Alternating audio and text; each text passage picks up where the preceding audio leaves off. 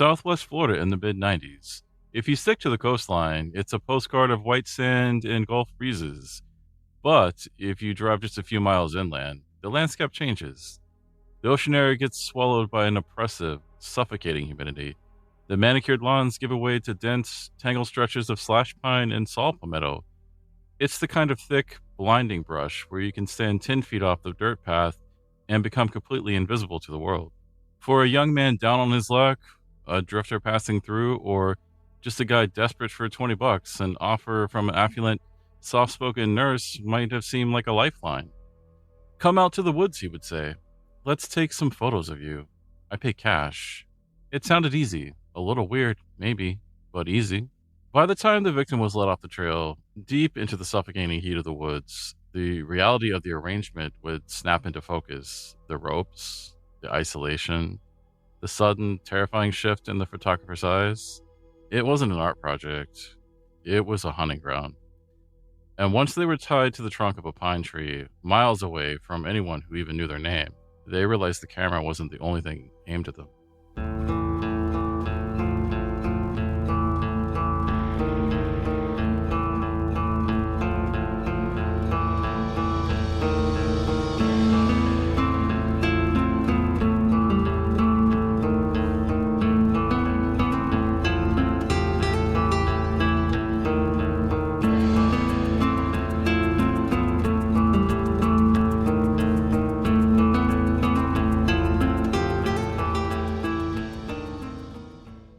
Welcome back to another episode of Homocidal Tendency. I'm, of course, your host, Matt.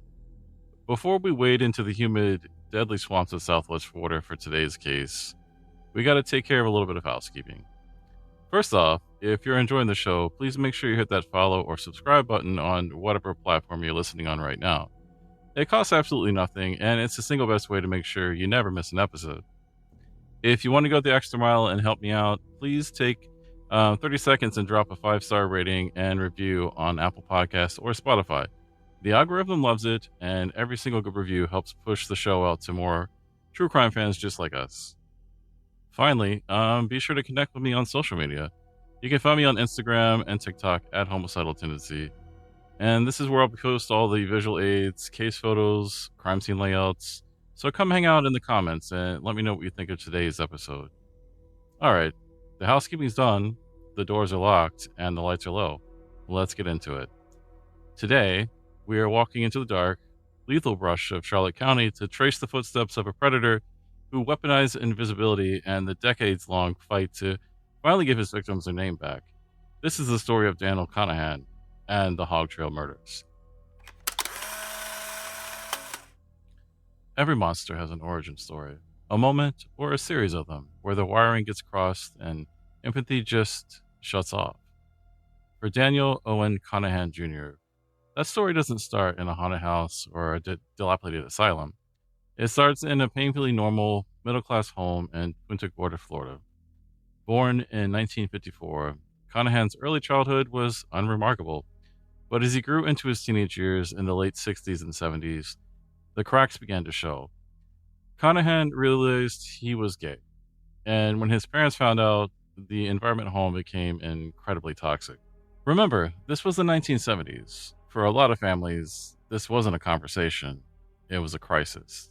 His parents refused to accept it and dragged him to a series of psychiatrists desperately trying to find a way to, quote-unquote, fix him. Conahan would later tell his friends that the rejection broke something in him. He carried a deep, burning anger towards his parents for the way they treated him, insisting that he wasn't a disease to be cured. He would tell people, being gay is part of God's plan too. It was a profound rejection from the people who were supposed to protect him from trauma that laid a very dark foundation for his relationship with his own identity, and eventually the gay community itself. In high school down in Miami, he was a ghost, a quiet loner who barely participated in anything. He just floated through the halls, completely under the radar. But in 1977, he joined the United States Navy and shipped off to Illinois. And the rigid structure of the military didn't straighten him out. It acted like a pressure cooker. Just a year into his service, his behavior escalated dramatically. He was nearly court-martialed for sneaking fellow naval officers off the base for sex.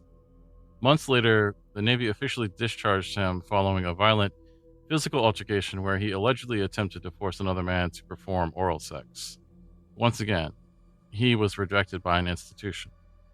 After getting kicked out of the Navy, Conahan spent the next 13 years living in Chicago. It was a lost decade. We don't know exactly what he was doing day to day, but he was far away from the judgment of his family and the suffocating heat of Florida.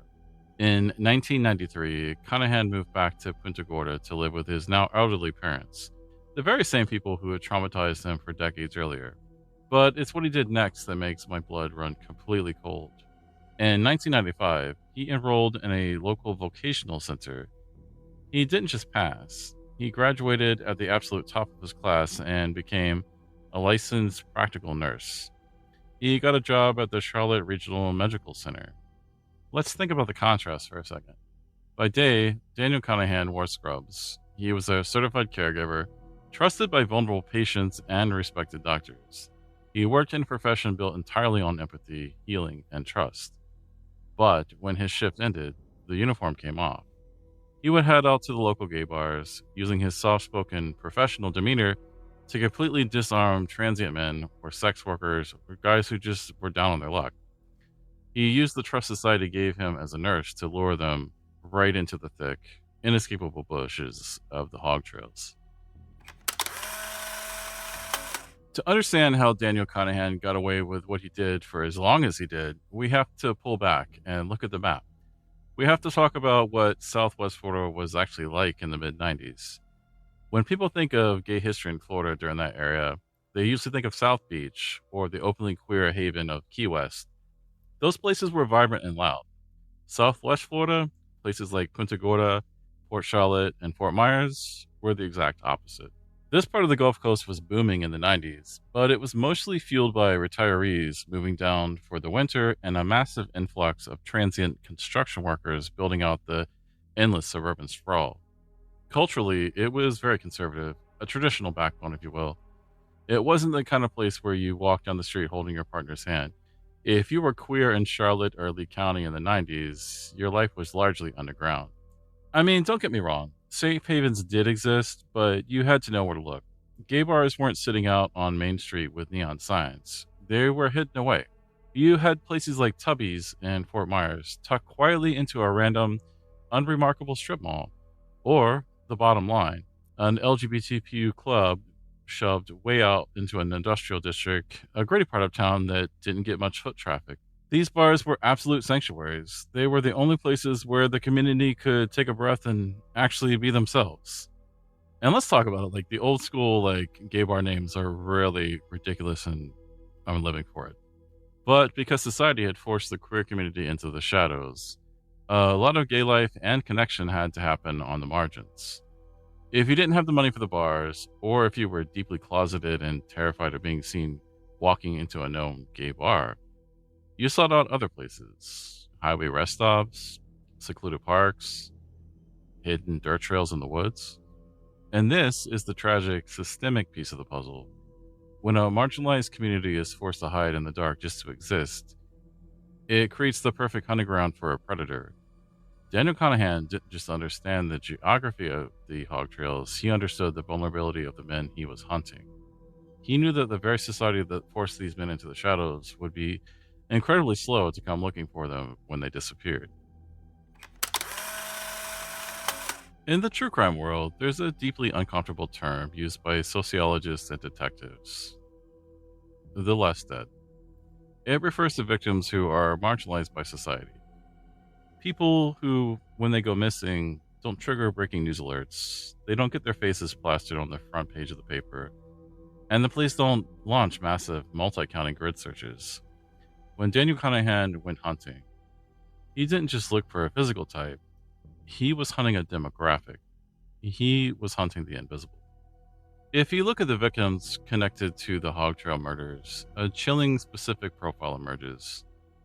These were men, mostly white, ranging from their early 20s to their late 30s. But most importantly than their age is they were transients. They were drifters moving up and down the I-75 corridor. chasing day labor, seasonal construction jobs, or just trying to outrun whatever demons they left in another state. Many of them were completely untethered. They were estranged from their families, sometimes going years without making a phone call home. Some of them were struggling with severe substance abuse, while others were gay or bisexual men who had just been entirely rejected by their families and were living on the fringes of a conservative area just to survive. When you don't know where your next meal is coming from or where you're going to sleep that night, the promise of quick cash is almost impossible to ignore. Conahan would approach these men with a soft, non-threatening demeanor. He offered them 50 or $100 just to come out to the woods and do some quote-unquote modeling or take some nude photos. It wasn't a sophisticated trap. It didn't need to be. Desperation did the heavy lifting. Because he targeted men with a transient lifestyle, he bought himself the most valuable currency a serial killer can have: time. He knew that when these men vanished into the palmetto scrub, no one would immediately notice. A mother 3 states away wouldn't even realize her son was truly missing until Christmas came and there was no phone call. An employer wouldn't report it because it's just another day laborer who didn't show up for a shift. Conahan didn't just murder these men. He exploited the fact that society had already looked the other way. I want to pause here for a second because this is a thread we pull on this show a lot. When you look at the darkest corners of true crime, you realize pretty quickly that most prolific monsters don't just share psychological traits, they share a hunting strategy. They prey on the marginalized. Think back to the cases we've already explored on this podcast. We saw it with Bruce McArthur, who terrorized Toronto's gay village by specifically targeting queer immigrants, men of color, and those who struggle with addiction. Men whose disappearance was easily brushed under the rug by the police. We also saw it in Atlanta with Michael Terry, and we saw it down in Louisiana with Ronald Dominique, the Bayou Strangler, who spent a decade murdering dozens of poor, desperate men who society had already decided weren't worth saving. It's not just a coincidence, and it's not just about the killer's type. It's a calculated predatory equation. Killers like MacArthur, Terry, and Dominique, and Daniel Conahan all figured out the same dark truth. The most effective weapon a serial killer can wield isn't a knife or a rope. It's society's indifference. When a community is pushed to the fringes, whether it's because of their sexuality, their poverty, their race, or their transient lifestyle, a predator doesn't have to work hard to make them disappear. Society has already done half the work for them. These killers operate in the blind spots we create. And until we stop treating certain lives as disposable, those blind spots are going to remain full of monsters. And in the humid, suffocating brush of the hog trails, Daniel Conahan knew exactly how to use all of this to his advantage. So, how did Daniel Conahan actually pull this off? How did a licensed nurse turn this dense palmetto scrub of Charlotte County into his own personal slaughterhouse? To understand his modus operandi, you have to understand the bait. Conahan drove a blue Mercury Capri and later some type of station wagon. He would cruise around the areas where the transient men gathered by day, the labor pickup spots, the cheap motels, highway intersections. When he spotted someone who fit his demographic, he would pull over. The pitch was always the same and deceptively simple. He would offer them $50 to $100 and sometimes alcohol or drugs to come out to the woods and participate in a quote-unquote nude bondage photoshoot. Now, to the average person, getting into a stranger's car to be tied to a tree for a photo sounds like a massive red flag. But if you haven't eaten in 2 days, or if you're desperate for your next fix, or if you need a bus ticket out of town, $100 is $100. It's weird, sure, but it felt transactional. It felt survivable. Conahan would drive them out to the hog trails, a network of unpaved, deeply secluded dirt paths carved through the woods by local hunters. He would park the car and lead them deep into the brush. He was careful to go far enough off the path that no one would hear them scream, and the dense palmettos would completely block out any line of sight from the road. Once they found a spot, the trap snapped shut. He had them stripped naked. Then, playing the part of the eccentric photographer, he bound them to a tree. He used thick rope, tying their hands and sometimes their necks to the tree trunk, ensuring they were completely immobilized. It was in this exact moment, once the knots were tied and the victim was utterly defenseless, the illusion dropped. The soft-spoken nurse vanished. We know from forensics and from one man who managed to survive that Conahan's nature entirely shifted. He wasn't there to take pictures. Once the men were bound, Conahan strangled them, but the violence didn't stop at the murder. The most gruesome signature of the Hog Trail Murders is what he did next. Conahan would sadistically mutilate his victims' genitals. It was a deeply personal, brutal desecration that spoke to a massive reservoir of rage and sexual sadism. And when he was done, he didn't bury them.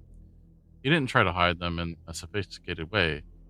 He just left them out there in the brutal Florida heat. Conahan knew that the environment would act as his accomplice. Between the punishing humidity, the torrential summer rains, and the wild hogs and buzzards that roam the woods, physical evidence, it deteriorated incredibly fast. By the time the hunters or county workers stumbled upon the remains months or sometimes years later, there was rarely anything left but sun-bleached bones and the deeply scarred bark of trees where the ropes had been. He didn't just kill these men, he erased them.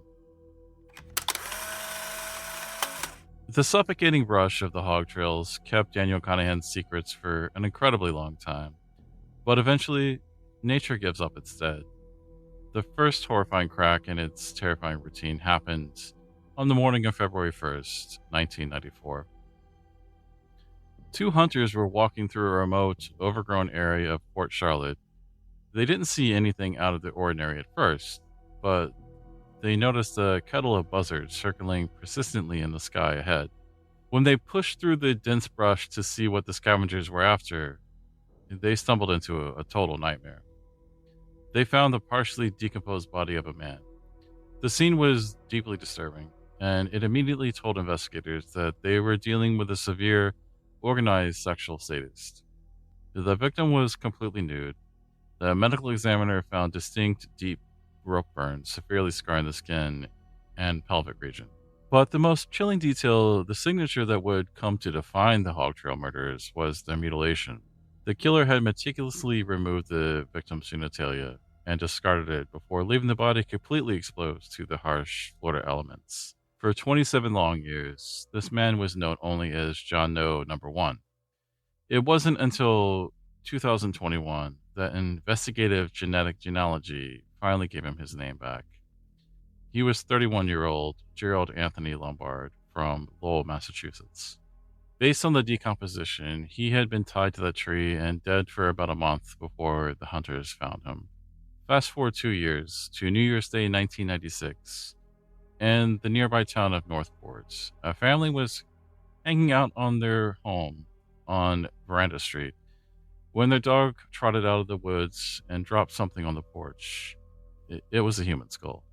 The horrified residents realized that for months, their dog had been bringing them random bones from the neighborhood, and they simply hadn't realized what they were. The next day, police launched a massive grid search of the isolated woods behind the residential area. About a half a mile away, they found the rest of the scene. They found a torso and hip bones. While most of the body was heavily skeletonized, there was some flesh remaining on the right hand and the chest. The medical examiner confirmed the exact same terrifying MO. The man had been severely mutilated around the groin, and the scattered remains showed clear evidence of being bound to the trees. To this day, this victim has never been identified. He is known only as Sarasota County John Doe. But the discovery that would ultimately bring the hammer down on Daniel Conahan happened just a few months later, on April 17, 1996. Two county storm utility engineers were surveying a heavily wooded area off of Highway 41 in Charlotte County when they spotted another human skull. When the sheriff's deputies arrived and pushed deeper into the brush, a police dog aggressively alerted to a 10-foot sable palm tree. The rough bark of the tree was completely flattened and stripped bare on one side, bearing the heavy friction marks of nylon rope. Nearby, hidden under a piece of discarded rotting carpet padding, lay the new body of a young white male. This was 21-year-old Richard Montgomery. Montgomery had told his friends just the day prior that he was going out to the woods to make a few $100s, and he would be right back. Now he was lying dead in the dirt. His body told the exact story of his final terrifying moments. He had deep, violent trauma and ligature marks on his neck, his wrist, and his waist, perfectly matching the flattening bark on the palm tree where he had been tied. And just like Gerald Lombard and the Sarasota John Doe, his genitals had been completely removed. On March 7th, 1996, just 2 months after that family's dog brought home a skull in Newport, a man traveling down Interstate 75 pulled off onto Laramie Circle to relieve himself in the woods. But as he pushed past the tree line, he stumbled onto a horrifying scene. Lying in the dirt was the nude body of a man, posed face up, with his arm out to the side, in the shape of a cross. When the medical examiner arrived, the autopsy painted a picture of pure terror. The victim had been dead for about 10 days. Like the others, his genitals had been sadistically mutilated. But there was a distinct difference in this crime scene. The victim had 4 stab wounds, and the soles of his feet were completely shredded with cuts and scrapes. There were also deep slash marks across his upper body. Investigators concluded that this victim hadn't just been tied to a nearby tree, he had fought back. He had somehow managed to break free or slip his bonds, running completely naked and terrified through the brutal, jagged palmetto scrub in a desperate attempt to escape before Conahan chased him down and stabbed him to death. This victim remained a John Doe until 1999, when he was finally identified as 35-year-old John William Meligliano.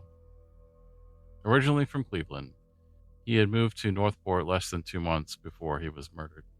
And then there is the twisted reality of how Richard Montgomery was discovered the very next month on April 17th. When I told you earlier about how the county workers, they found a skull off Highway 41, I left out a deeply disturbing detail. The skull they found that day wasn't Richard Montgomery. The skull belonged to another man whose body had been heavily decomposed and visibly dismembered. When the sheriff's deputies brought in the canine units to search the thick brush for the rest of that victim's remains, the dogs picked up on a fresh scent. They dragged the officer about a half-mile away, where they stumbled onto Richard Montgomery's body, which had only been dumped the day prior. If Conahan hadn't dumped Richard Montgomery in the exact same stretch of woods where he had previously dumped another victim, Montgomery might not have been found so quickly. The decomposed, dismembered victim they found that day was 25-year-old Kenneth Lee Smith, and the way he was identified, it's completely heartbreaking. When the local news covered the gruesome discovery, they broadcast a photo of a faint, heavily faded tattoo that was still visible on the victim's shoulder. Kenneth's sister was watching the news that night. She recognized the tattoo, called the police, and finally gave her brother his name back. 5 men, 5 brutalized bodies left to rot in the sun across a small network of dirt trails. The police finally knew they had a highly organized, sadistic serial killer operating right in their backyard, but they were completely in the dark on who it was until one man managed to do the impossible. Every serial killer gets away with it until they make a mistake. For Daniel Conahan, that mistake didn't happen in the form of physical evidence left at a crime scene. His mistake was leaving someone alive. To understand how the police finally cracked the Hog Trail Murders, we have to rewind the timeline. We have to go back 2 years before the skulls started piling up in Charlotte County, back to August 1994, down in Fort Myers. Let's meet Stanley Burton. In 1994, Stanley fit the exact demographic Conahan hunted. He was a high school dropout. He struggled to keep a steady job, and he was transient, living on the margins. He was vulnerable. Conahan approached him with the standard pitch. He offered Stanley somewhere between $100 to $150 to come out to the woods and pose for some nude photos. For a guy struggling to survive, it was an offer he couldn't afford to turn down. Conahan drove him out to a deeply secluded, rocky dirt road. He pulled out a duffel bag out of his trunk. Inside it was a blue tarp, a Polaroid camera, and a brand new package of nylon clothesline. At first, it played out exactly as Conahan promised. They walked deep into the thick melaleuca trees. Conahan laid out the tarp. He had Stanley take off his clothes, and he started snapping Polaroid. He acted like an eccentric professional photographer. But then Conahan told him he wanted to take some quote unquote bondage pictures. Before Stanley fully realized the danger he was in, Conahan moved behind him. He snapped the clothesline tightly around Stanley's body, pulling his hands violently behind the tree. He secured his legs, wrapped the rope around his chest, and then most terrifyingly, the next part, he wrapped the clothesline twice around Stanley's neck. Once Stanley was completely immobilized, the facade of the photoshoot vanished. Conahan began to sexually assault him, but Stanley didn't just freeze. He fought back as hard as he could, as hard as a man could who was tied to a tree. He struggled, he twisted, and he physically prevented Conahan from sodomizing him. And this is when Conahan's rage boils over. Conahan placed his foot flat against the trunk of the tree for leverage, grabbed the rope, wrapped around Stanley's neck, and pulled with all of his strength. For the next 30 minutes, Stanley Burton fought for his absolute life. As Conahan pulled the rope tighter and hit him in the head, Stanley desperately used his remaining strength to slide sideways around the bark of the tree, creating just enough slack to keep his windpipe from completely being crushed. It was grueling. It was a horrific struggle. At one point, staring at a man fighting desperately to breathe, Conahan coldly asked him, "Why won't you die?" But Stanley refused to give up. Eventually, after 30 agonizing minutes, Conahan became exhausted because he's an old fuck and I fucking hate him. He realized he couldn't kill him. So I try not to slip from the narrative, but I really can't stand this fucker. Back to it though. He realized he couldn't kill him, so the monster gave up. Conahan gathered his tarp and his camera, left Stanley tied to the tree, and walked back to his car. By some absolute miracle, Stanley managed to contort himself and slip his bonds. Battered, bruised, and with severe friction burns across his neck and body, he made it out of the woods and got to a local hospital. He told the Fort Myers police exactly what happened. But here's the tragic reality of how the justice system treats marginalized victims. Because Stanley was transient, and because his story sounded bizarre to the police, the report was filed away and largely ignored. No major manhunt was launched. Conahan was never brought in. The police report just sat there gathering dust in a filing cabinet for 2 years. It wasn't until May 1996, after Richard Montgomery was found. It wasn't until May of 1996, after Richard Montgomery was found, and the task force realized they had a serial killer tying into trees in Charlotte County, that a detective remembered the old Fort Myers report. They tracked Stanley Burton down. 2 years later, he still had the thick rope scars across his body. He gave them the blueprint to Conahan's entire operation. And investigators went back to the exact tree in Fort Myers where Stanley had been tied. And the bark still bore the deep, identical ligature indications that matched the murder scenes in Charlotte County. Stanley Burton survived the Hog Trail monster, and in doing so, he handed the police the very key they needed to finally lock him away. But I need to stop here for a second and just scream into the void about this, because this is the part of the story that should make every single person listening to this podcast a little angry. When we talk about true crime, it's so easy to put all the blame solely on the monster holding the rope. Daniel Conahan is a sadistic, terrifying predator. He made the conscious choice to hunt and kill these men. But the absolute undeniable truth of this case is the system acted as his silent accomplice. I mean, let's look at the facts. In August of 1994, the Fort Myers police were handed a serial killer on a silver platter. They had a surviving victim who had just spent 30 minutes fighting for his life against the man who literally asked him, "Why the fuck won't you die?" They had a distinct, highly specific modus operandi: the nude photoshoot, the 9 clothesline, the brutal ligature marks on the left on the tree. They had a location. If a middle-class college student or a wealthy suburban tourist had walked into that precinct with severe rope burns completely encircling their neck, telling that exact same story, there would have been helicopters in the air. There would have been canine units combing those woods. There would have been a composite sketch plastered on the front of the page of every newspaper in Central and Southwest Florida by the next morning. But Stanley Burton wasn't a wealthy tourist. He was transient. He was a high school dropout. He was part of that demographic that society had conditioned us to look away from. And because of who he was, his trauma was treated as an annoyance. His near-death experience was treated as a bizarre story from an unreliable narrator, shoved into a manila folder, and left to gather dust in a drawer for 2 years. And here's the devastating, bloody cost of that apathy. Daniel Conahan walked out of those woods in August 1994, realized he had gotten away with it, and kept right on hunting. Because the report was ignored, John William Malagrano was stabbed to death and left in the dirt.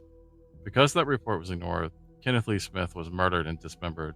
Because that report was ignored, Richard Montgomery was choked to death and tied to a palm tree. These men didn't just die because Daniel Conahan was a monster.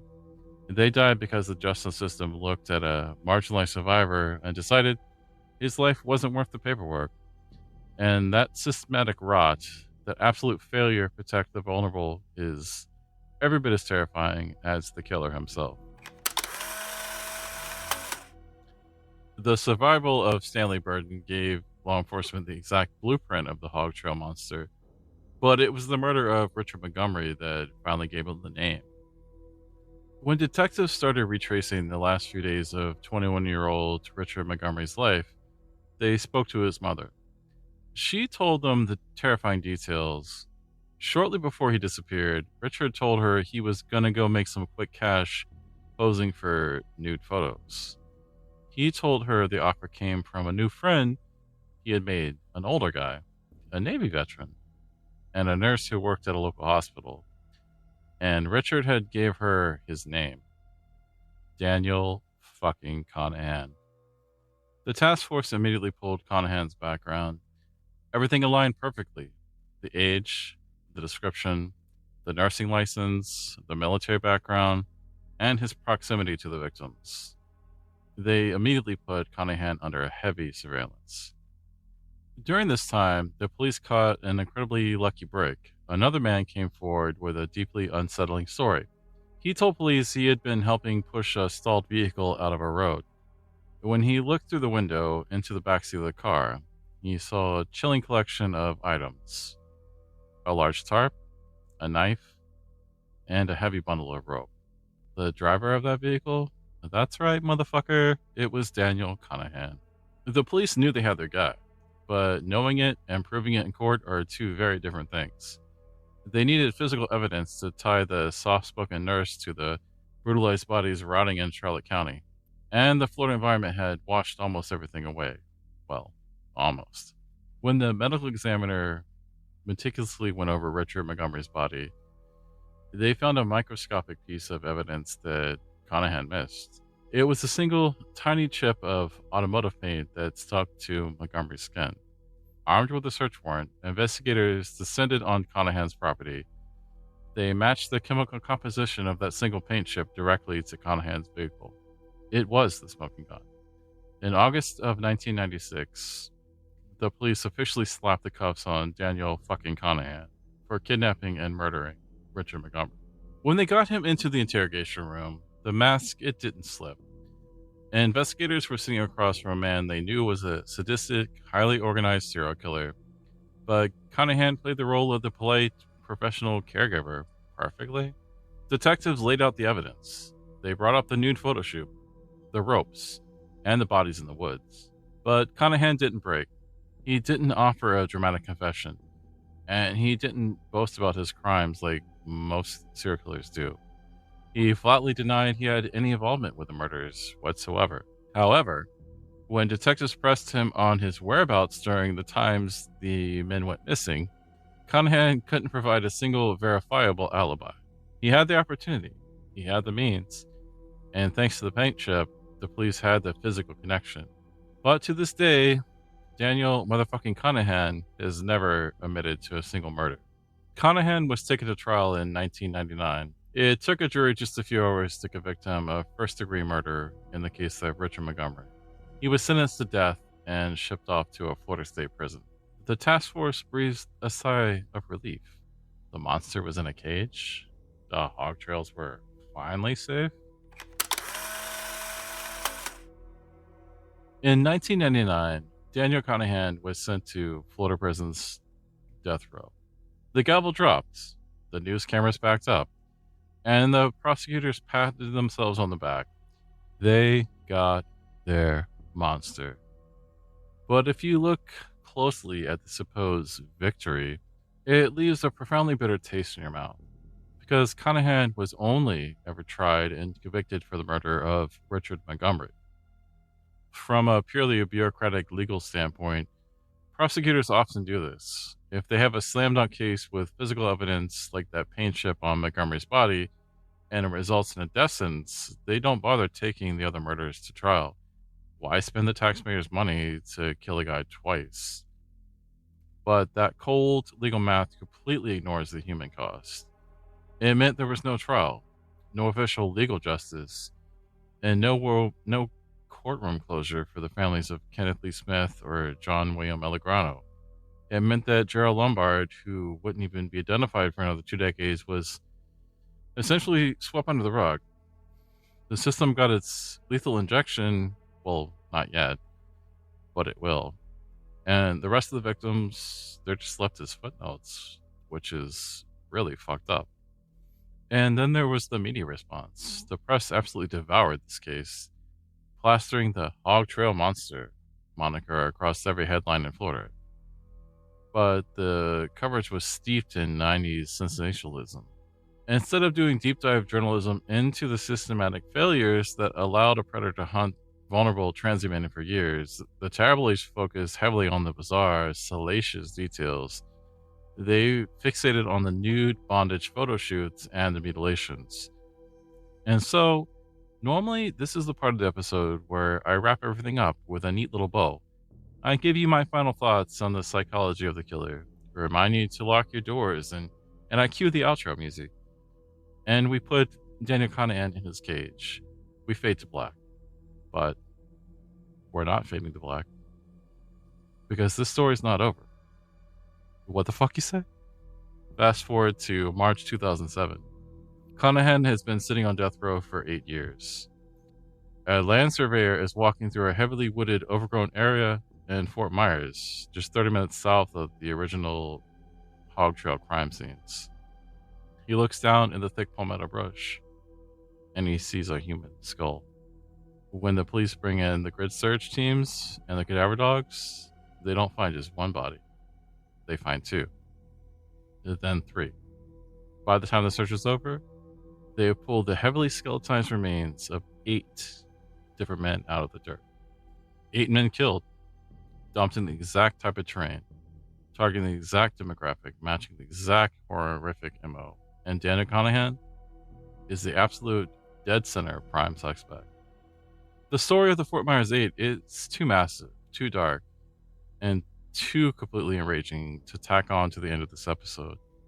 So I'm putting together a special bonus episode of Homocidal Tendency, breaking down exactly what happened in those woods, the forensic fight to identify the victims, and how the shadow of the Hog Trail Monster stretched much further than anyone wanted to admit. That bonus episode will be dropping in your feed later this week.